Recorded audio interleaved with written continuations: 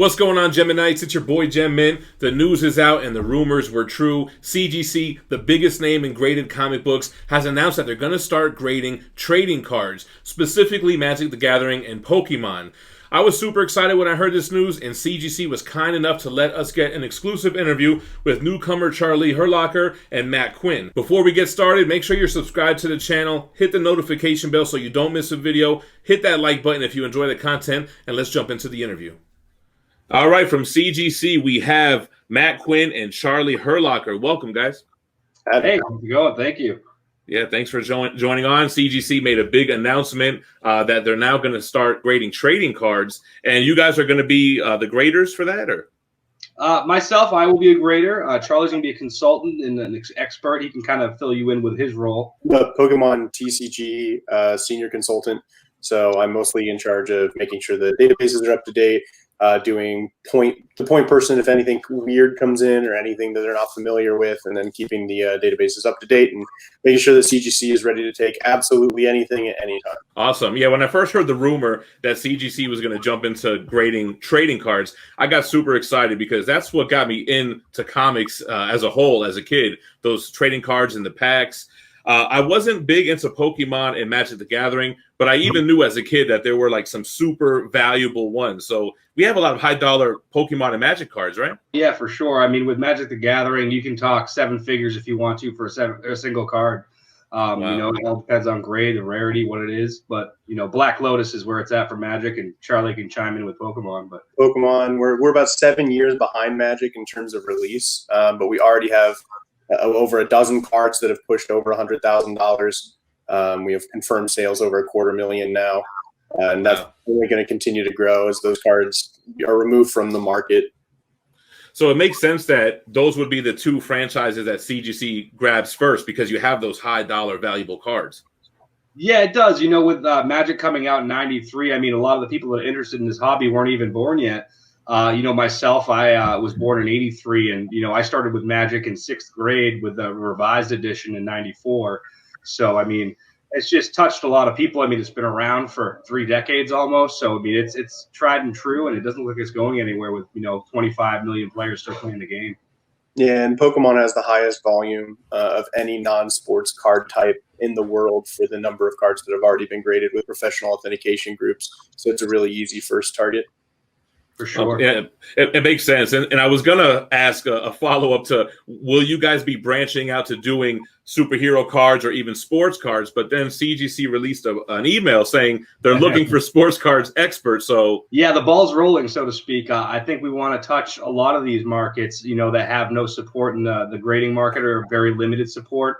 And, you know, with anything that CGC does or, you know, CCG, our parent company, they really put a lot of passion behind it. They really like to, you know, excite collectors about it and get involved in the community to really push the hobby forward instead of just grabbing it, slabbing it, and sending it back. I'd say the unique thing with CGC as well is that with the trading cards rollout, even though we wanted initially to do Yu-Gi-Oh, because we lacked the confidence in our own expertise, we wanted to wait and then hire in and make sure that we had everything ready. So with CGC, even if there is a desire to push into something, it's not going to happen unless we have absolute confidence that we can do that as the best company in the market.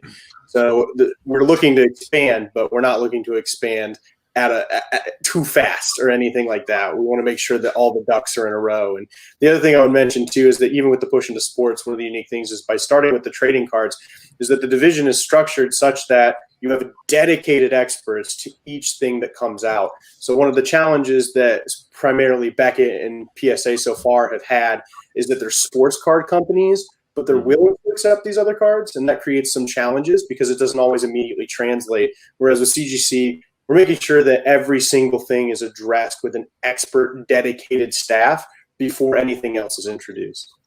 And you bring up those companies, and I was thinking CGC came out and we're the name in comics, the only company doing it, the biggest company now. But this is something where you're jumping into an arena where there have already been established companies. So do you guys look at that as a pro that you can learn from their mistakes and not have to learn them on your own? Well, it's this thing that, we've both been involved, Charlie and myself, in the markets with Magic cards and Pokemon respectively, and we've utilized the services that have been offered, PSA, Beckett, and we know the shortcomings and downfalls they have. And it seems like, they're pretty status quo with baseball cards being their bread and butter.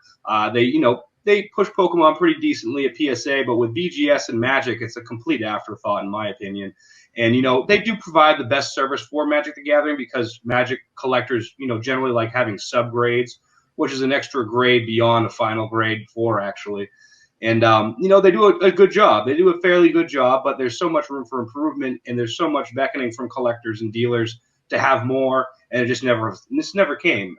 Simple varieties that would just be super easy to implement never happened. And, after I took on a role with CGC, I saw the light and I saw the passion, and it just made complete sense to give the collectors and dealers what they want. You mentioned the grading, and I noticed that the cards seem to have a slightly different grading scale than the other companies, right? Like GemMint is a 9.5, and a 10 is, what is it, pristine or? Yeah, so with our grading scale, it kind of mirrors Beckett's grading scale. So what they do is they have the 9.5 grade be the GemMint grade, and then the 10 is pristine, and then beyond that, Beckett has what's called a black label, which is if you have a 10 overall grade and also 10 for all the subgrades. And if we have such a situation, we're going to call that card perfect for all intents and purposes. Yeah, we'll actually say perfect on the label. And I would also say that even though PSA doesn't have a 9.5, everybody that uses the services consistently pays lip service to like this invisible 9.5 because they talk all the time about strong 9s and weak 10s, which is a 9.5, even if they don't give it a 9.5.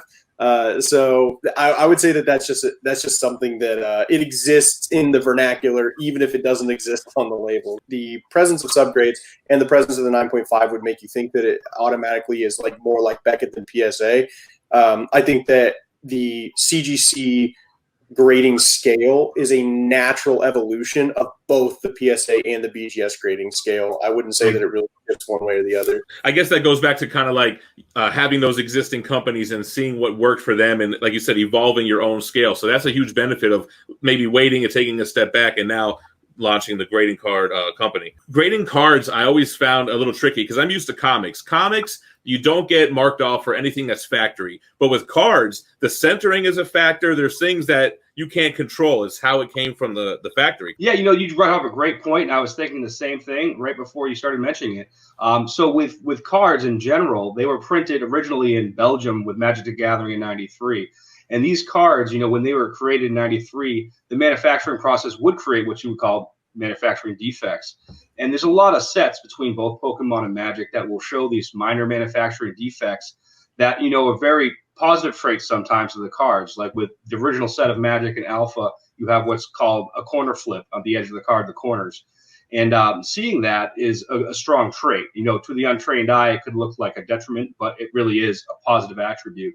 And, the other services, depending on who's grading at that time, won't have the acumen to recognize that. And sometimes they will just destroy the corner grade. Or, maybe if they know what they're looking at, they will give it the appropriate grade.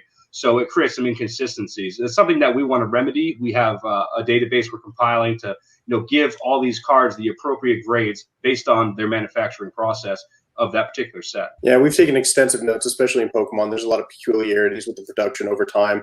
You'll get certain sets where edges come out a certain way, especially with like modern sets.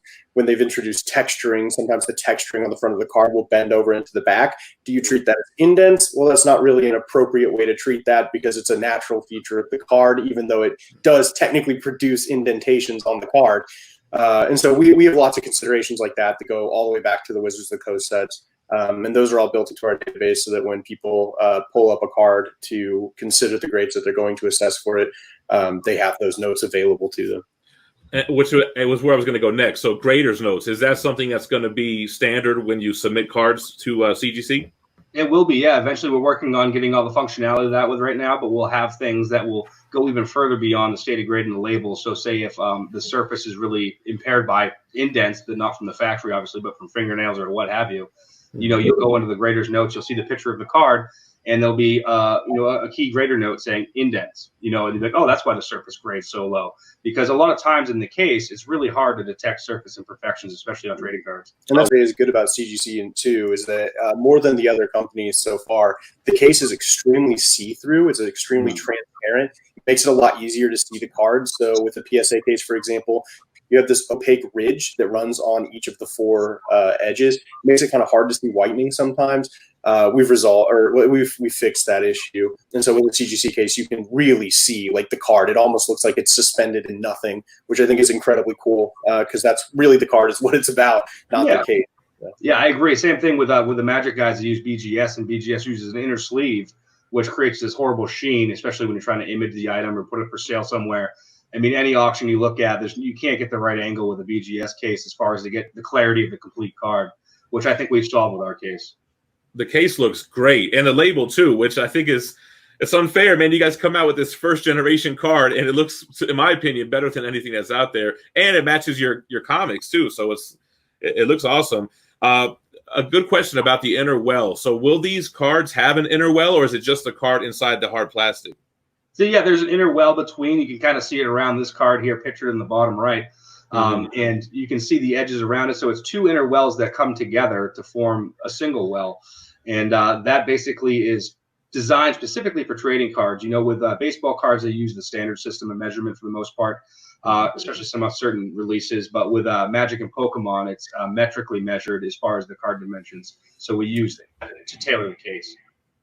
Have you guys come into issues with new in-rings with these cases? Oh, yeah. As far as that, you don't get that with this case. You're talking about like kind of the oily look, get. So yeah, you get that as a result with the CGC case with the comic books, because you have an inner well that's a soft plastic, and then you have an outer well, which is a hard plastic. And when they touch each other, you get that rainbow effect. So you get that also with other cases that use inner sleeves. But with this case, there is no inner sleeve, so there's nothing for the rainbow effect to create itself with. So, okay. We got 2 here. So one of the problems you were talking about the well size too.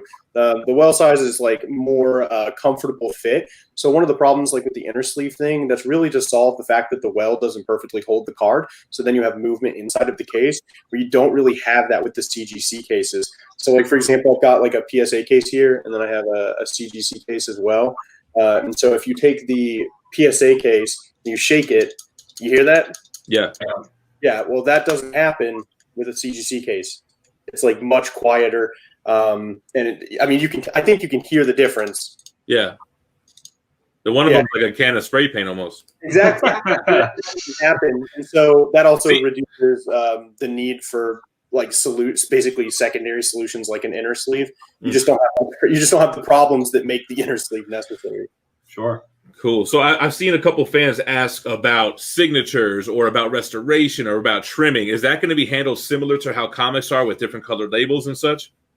It's nice that we have the different color labels are going to definitely be in our future. Just currently we're launching with the blue universal grade, and then we'll have the green qualified grade, which will be mainly used for cards that have been inked with like, a Sharpie or something like that to cover up some damage. So that'll be notated on the holder as inked, and then we'll grade it as if it wasn't there. It's pretty easy to see the damage behind ink.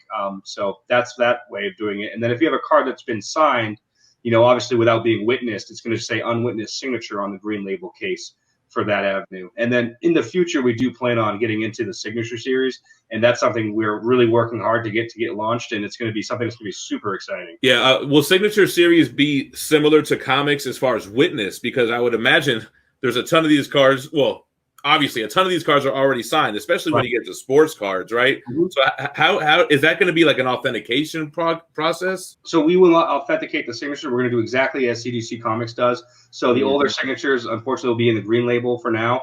We might explore some cool options with, maybe just picking a couple key artists from the beginning, but that's something we have to discuss later.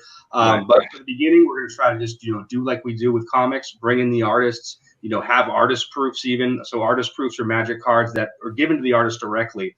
They'll get 50 cards that are non-foil, 30 cards that are foil, and they can do with what they please with them.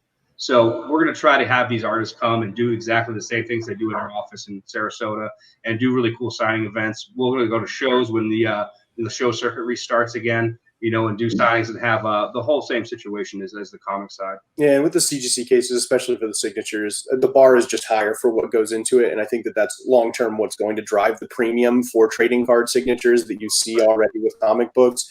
Right. And that's, having that witness, it just changes everything, because as perfect as you can get it, there's always going to be, auto pen. There's always going to be master forgers. There's always going to be these people. The only thing that you cannot change is if somebody literally watched it happen. And so we have chain of custody all worked out for that. And we have a really tight system that's going to accommodate basically future signings as well. So I think that that's going to really change the way that slabbed autographs in the trading card world are treated. I think you're going to end up with a tier system, right, where witness CGC signatures are going to earn premiums over everything else. It is unfortunate that we don't get to jump back in time and take care of this history that's happened so far. But we're not going to take any chances. We're not gonna risk the degree of surety, the degree of verification that we have, just to accommodate older signatures. So I think it's commendable. I think this is an area where you want your company to be strict, and you're right. It's going to create a whole new marketplace, a whole new tier, like you said, of CGC signature series cards. It starts now, so and we're going to see interesting things. I'm sure remarks or getting multi. We're going to do alters, artistic alters, and things like that. It's going to be a lot of fun, because there's a lot of cool things the artists can do with multiple artist proofs. They can do a whole picture on 4 different cards and put them together. I mean, it's going to be really interesting and really, really fascinating to watch it evolve.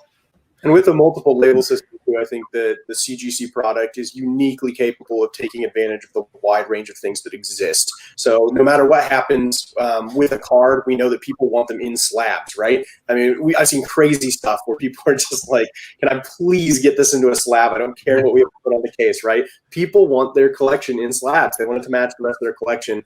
And so even if we can't give everything the blue label, the CGC product line is capable of taking advantage of the full breadth of the things that we collect as trading cards. No, that's awesome. And yeah, you would think with cards even more than comics, because you can't read and open a card. So cases would be ideal, right? And I remember back in the day, you would have these thick cases that you would screw in and everything. And it was like, I have a background in rare currency, and in my rare currency days, people use what you're referring to as a capital plastic holder, and they're the most annoying, obtrusive things ever. So I hope I never see one again.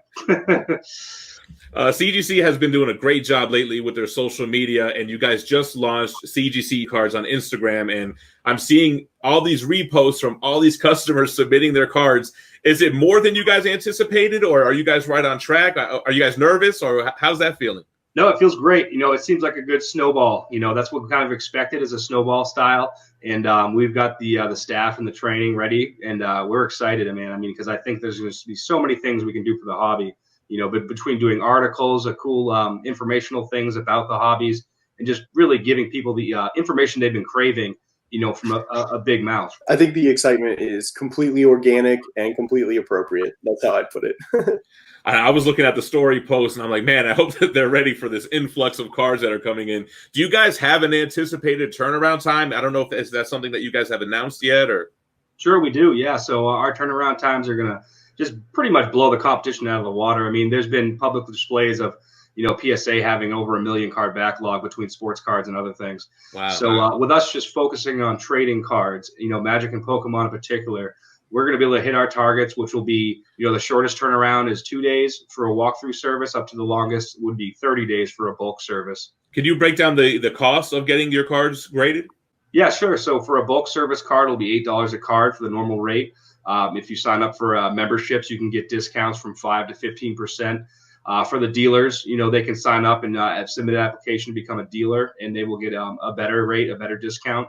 And then further than that, we'll offer, subgrades, which will be $5 per card, an error service in case you have a miscut, crimped or anything like that. That'll be $5 a card. And then we're going to offer some cool promotions in the future too. So we'll do, we'll target specific cool things like, okay, send us all your dragons right now, or send us all your angels, and we'll do a cool rate or something. I mean, there's all kinds of cool things we can think about to do to entice collectors. Yeah, you send all the Charizards for 10% off or something. I think people will be sending all the Charizards anyway. Is that the one? That's the biggie from Pokemon, right? It is the biggiest. It's the hottest. And forgive me, guys, I'm a comic guy, but I'm a huge fan and supporter of CGC. I know the trading card grading. It's hard to even say graded trading cards exist. And you know, it makes me think about what's possible in the future, because you have these companies that grade video games is really big now, and then the action figures, right? And that didn't really get as popular as like the video game scene is getting really big, especially at conventions. I'm sure you've seen. Oh, I have a friend who's just going crazy about video games. You know, I mean, it's fun, it's neat, but you know, the biggest thing is it's really bulky. The thing I like about trading cards, they're small, they're compact. That's why I like Rare Currency, because it's flat. You know, it doesn't take up much space. Exactly. So are you able to share with us the kind of timeline before we start opening up to other genres? Is it really that you're playing it by ear, or is there something you could share with that? Yeah, you know, I think the primary goal right now is just to start dominating between Pokemon and Magic. You know, we really want to infuse the community with, you know, the knowledge and the passion that Charlie and myself share for either game. And we really want to just push the boundaries of that particular segment, Pokemon and Magic. And as we do that, in the background, we'll be working towards, you know, Yu-Gi-Oh! And other games of that nature, you know, and then even, you know, the comic style cards and things like that. So it's all on the to-do list, that's for sure. I would say with CGC too, that there's just a belief that once we prove that this is the best product, and once we prove that we can handle the volume, we can handle whatever range of cards you bring, that there will be a natural demand for us to move into additional products. And so those additional products will follow. I mean, the step one is to establish and to make it clear that trading cards can be handled by CGC with the exact same care and attention to detail that all of these other collectibles that are offered by the parent company